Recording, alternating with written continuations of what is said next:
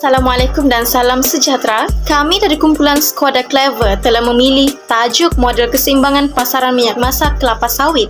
Model ini sebenarnya bertujuan untuk mengetahui bagaimanakah keadaan dan bagaimanakah keluk permintaan dan keluk penawaran berubah jika sesuatu eksogen kepada sistem itu berubah.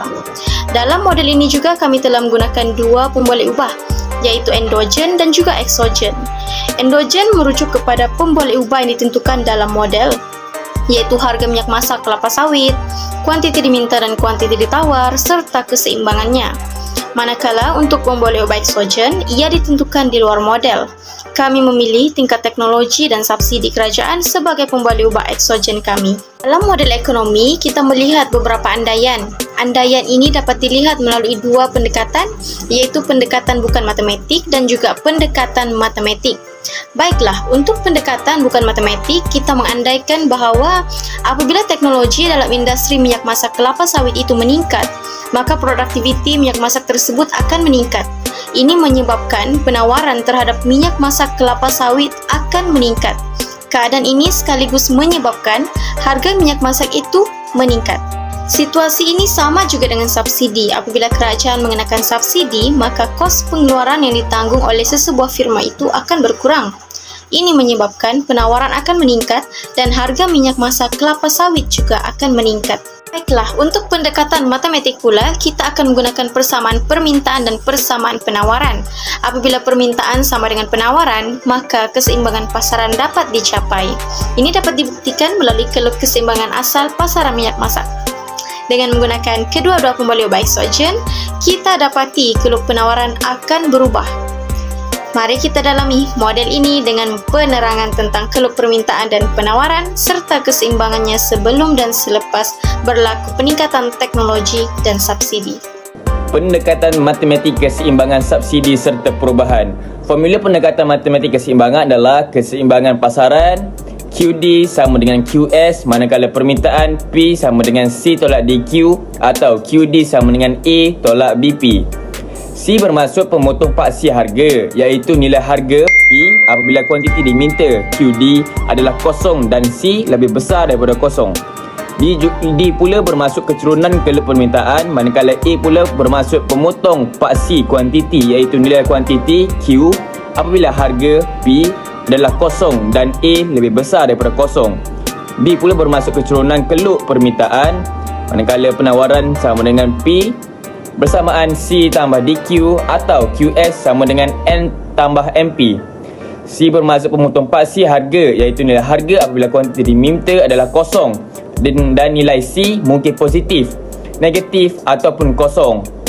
D pula bermaksud keturunan keluk penawaran, manakala N pemotong paksi kuantiti, iaitu nilai kuantiti apabila harga P adalah kosong dan nilai N mungkin positif, negatif ataupun kosong. M pula bermaksud keturunan keluk penawaran.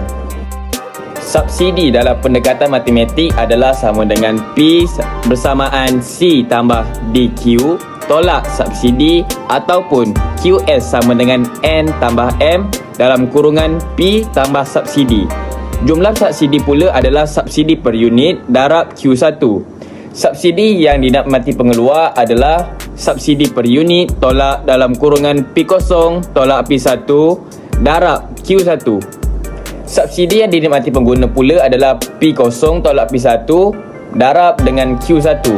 P0 bermaksud harga sebelum subsidi, P1 pula bermaksud harga selepas subsidi, manakala Q1 bermaksud kuantiti selepas subsidi. Berikut merupakan jadual keseimbangan pasaran di mana jadual tersebut mempunyai 3 kolom, iaitu harga RM, kuantiti diminta dalam unit serta kuantiti yang ditawarkan dalam unit. Berikut merupakan graf bagi keluk keseimbangan asal minyak kelapa sawit di mana keluk tersebut mestilah mempunyai D0, S0 yang bersilang serta E0 sebagai titik persilangan bagi keseimbangan harga minyak kelapa sawit. Seterusnya, kita akan beralih kepada kaedah pengiraan bagi permintaan serta penawaran harga kelapa sawit sebelum dikenakan subsidi. Yang pertama sekali adalah permintaan di mana kita menggunakan formula QD bersamaan A tolak BP dan kita memasukkan persamaan tersebut di dalam pengiraan maka persamaan yang akan kita dapat bagi permintaan adalah QD bersamaan 280 tolak 5P. Manakala penawaran pula, kita akan menggunakan formula QS bersamaan N tambah MP dan dimasukkan persamaan tersebut di dalam pengiraan dan ianya akan mengeluarkan persamaan penawaran di mana QS bersamaan negatif 20 tambah 5P. Akhir sekali, kita akan mengira keseimbangan pasaran bagi harga kelapa sawit di mana formula keseimbangan pasaran adalah QD sama dengan QS, di mana kita akan menggunakan persamaan permintaan serta penawaran yang didapat ke dalam formula, lalu kita akan mendapat keseimbangan harga pasaran yang merupakan RM30 serta kuantiti keseimbangan yang merupakan 130 unit. Seterusnya, kita akan lihat keadaan penawaran minyak masak kelapa sawit selepas subsidi diberikan. Persamaan bagi penawaran selepas subsidi ialah QS sama dengan N tambah M didarabkan pula dengan P tambah subsidi. Kita andaikan bahawa kerajaan Malaysia memberikan subsidi bagi setiap 1 unit minyak masak kelapa sawit sebanyak RM8. Maka, penawaran minyak masak kelapa sawit selepas subsidi adalah seperti berikut. QS sama dengan N tambah M didarabkan pula dengan P tambah subsidi. QS sama dengan negatif 20 tambah 5 didarabkan pula dengan P tambah subsidi iaitu sebanyak RM8. QS sama dengan negatif 20 tambah 5P tambah 40, maka QS sama dengan 20 tambah 5P. Harga dan kuantiti bagi minyak masak kelapa sawit turut berubah selepas kerajaan mengumumkan pemberian subsidi pada barangan tersebut. Terlebih dahulu, persamaan bagi keseimbangan pasaran secara umum adalah QD sama dengan QS. Harga keseimbangan baharu bagi pasaran minyak masak kelapa sawit selepas subsidi ialah QD iaitu 280 tolak 5P sama dengan QS iaitu 20 tambah 5P, maka 280 ditolakkan dengan 20 jadi 260 bersamaan dengan 10P, bermakna P bersamaan dengan RM26.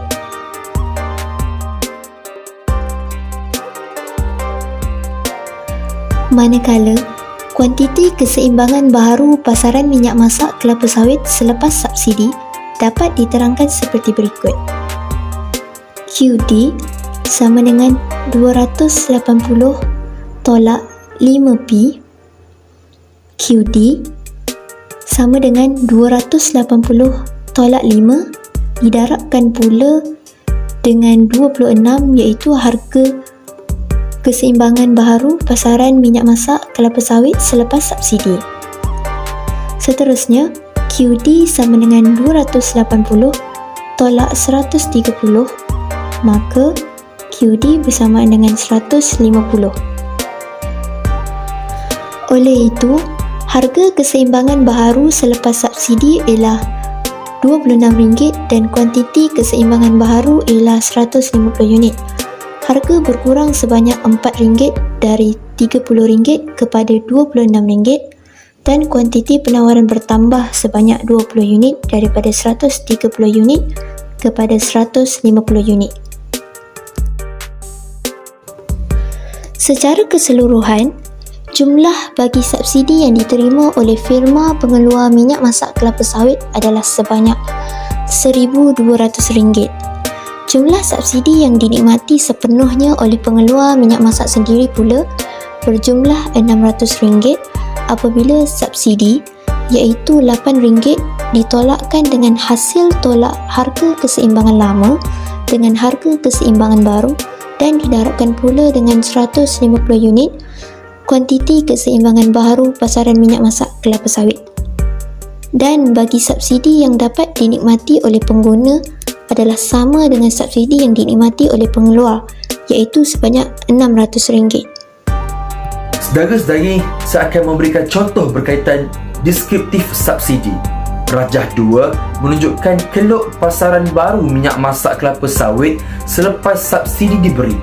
Keseimbangan pasaran asal dicapai apabila keluk permintaan D0 bersilang dengan keluk penawaran S0 pada titik E0, iaitu harga keseimbangan sebanyak RM30 dan kuantiti keseimbangan sebanyak 130 unit. Pemberian subsidi atau peningkatan perbelanjaan kerajaan akan menyebabkan harga pasaran menurun. Dalam masa yang sama, kos pengeluaran firma juga akan semakin berkurang. Ini menyebabkan kuantiti yang sanggup ditawarkan oleh pengeluar akan semakin bertambah. Oleh itu, keluk penawaran akan beralih ke kanan dari S0 kepada S1 akibat pemberian subsidi oleh pihak kerajaan. Penawaran minyak masak kelapa sawit yang semakin bertambah akan menyebabkan berlakunya lebihan penawaran sebanyak 20 unit. Dengan ini, harga keseimbangan akan cenderung turun dari RM30 kepada RM26. Oleh itu, keseimbangan baru tercapai apabila keluk permintaan D0 bersilang dengan keluk penawaran S1 pada titik E1 dengan harga keseimbangan baharunya iaitu RM26 berbanding harga keseimbangan asal iaitu RM30.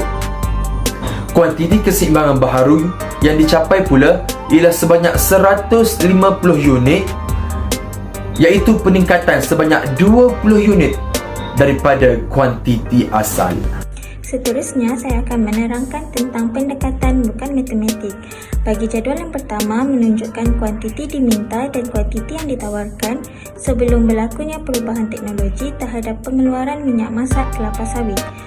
Bagi jadual yang kedua pula menunjukkan kuantiti diminta dan kuantiti yang ditawarkan setelah berlakunya perubahan teknologi terhadap pengeluaran minyak masak kelapa sawit.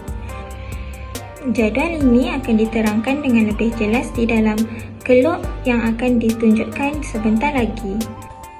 Keluk di sebelah menunjukkan keseimbangan pasaran asal dicapai apabila keluk permintaan D0 bersilang dengan keluk penawaran S0 pada titik E0. Keseimbangan pasaran asal dicapai pada titik E0 dengan harga keseimbangan sebanyak RM30 dan kuantiti keseimbangan sebanyak 130 unit. Apabila berlakunya peningkatan dalam teknologi, kos pengeluaran minyak masak kelapa sawit akan berkurang. Ini menyebabkan kuantiti yang sanggup ditawarkan oleh pengeluar akan bertambah. Keluk penawaran minyak masak kelapa sawit akan beralih ke kanan dari S0 ke S1. Keseimbangan baharu dicapai apabila keluk permintaan D0 bersilang dengan keluk penawaran baharu iaitu S1 pada titik keseimbangan baharu E1. Harga keseimbangan baharu ialah RM24 iaitu menurun daripada RM30 dan kuantiti keseimbangan baharu sebanyak 170 unit iaitu meningkat daripada 130 unit. Oleh itu, sekian sahaja pembincangan kami mengenai keseimbangan pasaran minyak masak kelapa sawit. Terima kasih juga kepada anda kerana setia mendengar kami.